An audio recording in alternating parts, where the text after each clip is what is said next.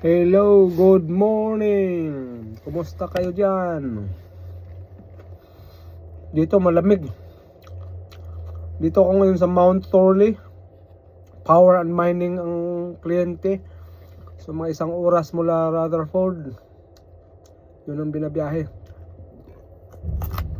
Ngayon punta tayo sa steps. Mga tips sa pag-abroad. Una, dapat may skills and experience ka.